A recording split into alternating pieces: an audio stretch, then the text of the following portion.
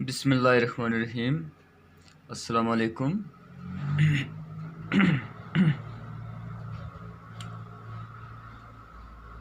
Class 10th, subject science, topic life process and sub topic is mechanism of respirations in human beings. तो dear students, आज हम mechanism of breathing humans being के बारे में पढ़ेंगे। सबसे पहले हम गौर से देखेंगे कि ये जो डायग्राम है ये हमारी रिस्पायरेटरी सिस्टम की डायग्राम है।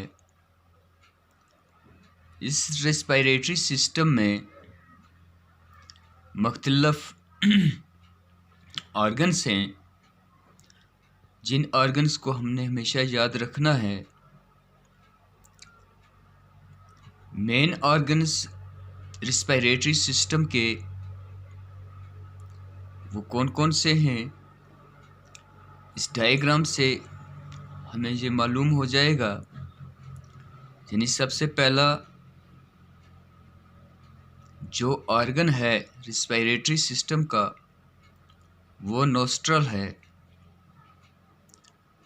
नोस्ट्रल के बाद फेरिंक्स है, फिर लैरिंक्स है, ब्रोंचीज है, नेसल पैसेज है, ट्रेकिया है जिसको वेंड पाइप भी कहते हैं, और फिर हमारे जो ये रिब्स हैं और रिब्स के अंदर फिर हमारे लंग्स हैं।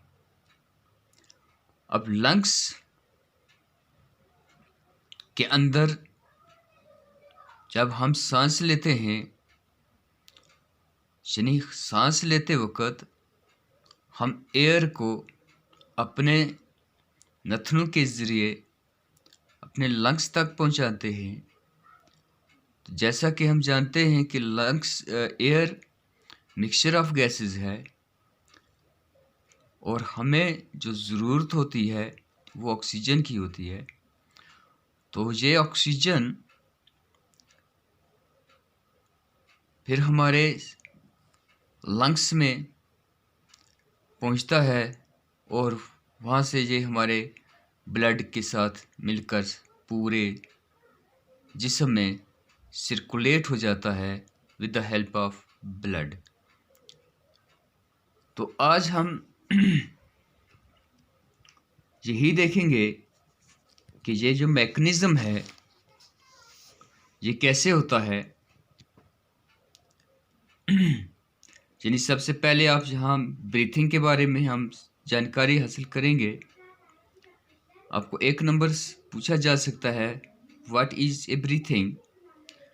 It is simply inhaling fresh air rich in oxygen and exhaling foul airs rich in carbon dioxide. यानी ब्रीथिंग क्या है? यानी ये इनहेल जब करते हैं हम ताज़ा हवा को जिसमें ऑक्सीजन की कंसंट्रेशन ज़्यादा हो और अंदर से हम जो हवा बाहर छोड़ते हैं जिसमें कार्बन डाइऑक्साइड की कंसंट्रेशन ज़्यादा होती है। यानी शॉर्ट लफ्ज़ों में ऑक्सीजन को अंदर लेना और कार्बन डाइऑक्साइड को बाहर छोड़ना, इसी को हम ब्रीथिंग कहते हैं। Respiratory system of main consist of. अब रिस्पायरेटरी सिस्टम इंसान में यानी ये दो मेन पार्ट में होता है। एक है रिस्पायरेटरी ट्रैक, दूसरा है respiratory organ that is lungs. Respiratory tract, it is the tract और the path. It is the tract और the path.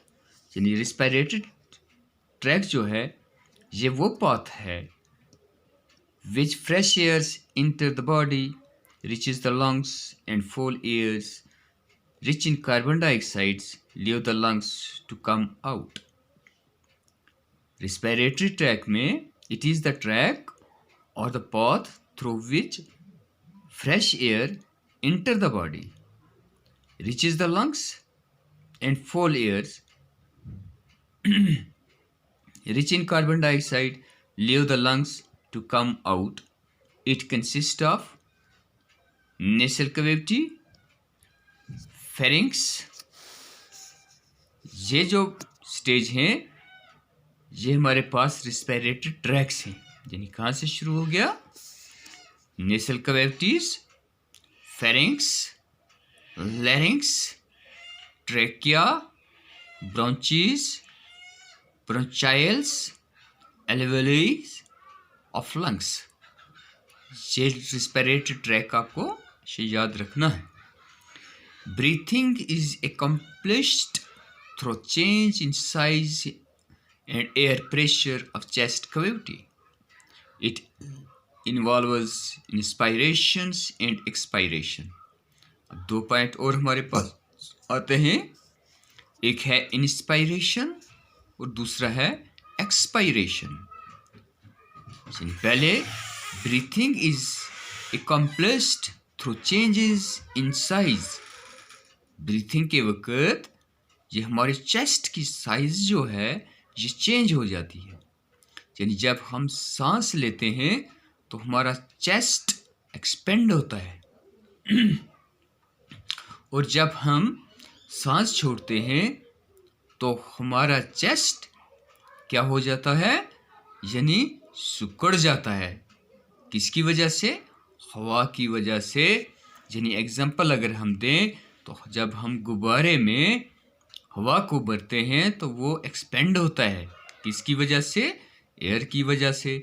Same is the case is here, जब हम सांस लेते हैं तो सांस लेने से हवा जो है ये हमारे लंग्स में पहुंचती है और लंग्स एक्सपेंड हो जाते हैं और हमारी चेस्ट कैविटी जो है वो भी एयर प्रेशर की वजह से एक्सपेंड होती है। अब इंस्पायरेशन क्या है? Intake of fresh air is called inspiration. जब हम फ्रेश एयर को अंदर लेते हैं इस एम्बल को इंस्पायरेशन कहते हैं। It occur when the chest cavity is increased in size and therefore decrease in pressure. यानी ये कब ऑकर होता है?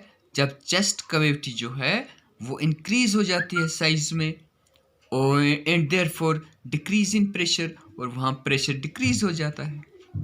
दूसरा हमारे पास एक्सपायरेशन।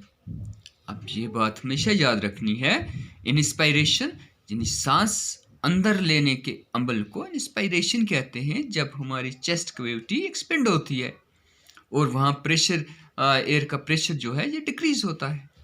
एक्सपायरेशन क्या है? The expulsions of fouls airs from lungs is called expiration. जब हम सांस बाहर छोड़ते हैं, अब बाहर छोड़ते हैं तो उसमें कार्बन डाइऑक्साइड है, यानी कार्बन डाइऑक्साइड जब हमारे बॉडीज़ के अंदर मुख्तलिफ एक्टिविटीज़ होती हैं, खासकर जब क्या होता है हमारे अंदर रिस्पायरेशन संभल होता है, यानी ब्रेक डाउन सब फूड होता है, तो वहाँ कार्बन डाइऑक्साइड बनती है। ये वेस्ट प्रोडक्ट होता है, उसको बाहर छोड़ने के अमल को हम क्या कहते हैं? एक्सपायरेशन कहते हैं। The expulsions of foul airs rich in carbon dioxide from lungs is called expiration. It result when the chest cavity is reduced in size. अब रिजल्ट क्या होता है? हमारी चेस्ट कैविटी जो है ये रिड्यूस हो जाती है। तो डियर स्टूडेंट्स, एक और क्वेश्चन हम इसके साथ ही जोड़ते हैं, यानी हमारा क्वेश्चन है ये भी बन जाता है, इम्पॉर्टेंट क्वेश्चन है ये भी। What is respiration? अब अम्ल तनफ़ुस क्या है? Respiration is the property of all living organism. It is a biochemical process whereby living organism produce energy for their metabolic processes. It take place in mitochondria. The energy may be required for movement, synthesis of essential chemicals, for use in metabolism, or for heat production. The energy is released from the breakdowns of food and the waste product are released at the same time.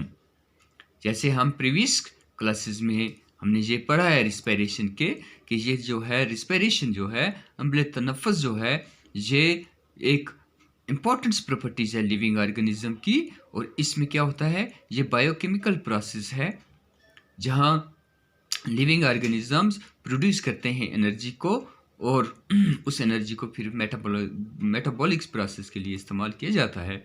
It take place in mitochondria, और respiration जो है ये mitochondria में होती है, जिसकी वजह से माइटोकॉन्ड्रिया को power house of the cell कहा जाता है। और जो एनर्जी यहाँ बनती है फिर उसको हम मूवमेंट के लिए सिंथेसिस ऑफ केमिकल्स वगैरह के लिए इस्तेमाल करते हैं। और जो ये एनर्जी रिलीज होती है ये ब्रेक डाउन्स किसकी वजह से, ब्रेक डाउन्स ऑफ फूड, यानी हमने डाइजेशंस के अंदर यहीं पढ़ा कि ऑक्सीडाइजेशन, जब तक ऑक्सीडाइजेशन नहीं होगी तो हमारी फूड से हमें एनर्जी नहीं मिलती है, और वेस्ट प्रोडक्ट जो होता है वो रिलीज हो जाता है। तो डियर स्टूडेंट्स, तो ये आज हमारे पास इंपॉर्टेंट क्वेश्चन थे, mechanisms of breathings in humans beings, और हमारे पास ये 2 नंबर का क्वेश्चन है व्हाट इज़ रिस्पायरेशंस। इंशाल्लाह मीट यू अगेन। अल्लाह हाफिज़।